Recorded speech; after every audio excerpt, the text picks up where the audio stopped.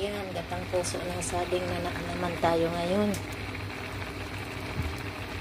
Gatang puso ng saging. Hindi ko na naipakita sa inyo nung nilamas ko at hiniwa kanina. Yan. Puro lutong Bicol ang nakikita niyo sa akin. Malapit na. Mamaya natin ilalagay yung kakanggata. Lagyan ko yun ng dilis at konting bagoong.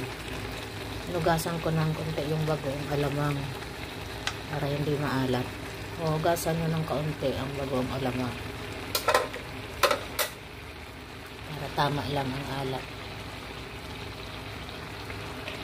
Ilagay na natin ang kakanggata. Kukumama lang ginamit ko. Hintayin natin matuyo. Yan. Hintayin natin matuyo. Optional na lang ng sili.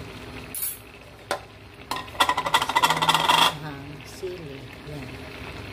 Optional lang yan. Basta sa inyo kung gusto nyo na maanghang. Pisain nyo yung sili. Hindi ko pinipisa kasi para kontrolado ang anghang. Hintayin lang natin matuyo ng konti. Yung black rice ko naman, kumukulo na. Pasensya na kayo, puro black rice. Kasi tama yan sa mga diabetic. Medyo may kamahalan. Pero kung gusto nyo, pwede rin ang red rice or brown rice or bamboo rice.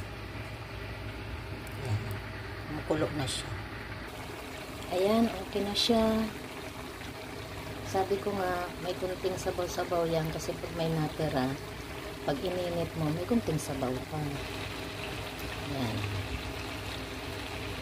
Please subscribe my channel para updated po kayo sa mga iba ko pang lulutuin, lutong Bicol.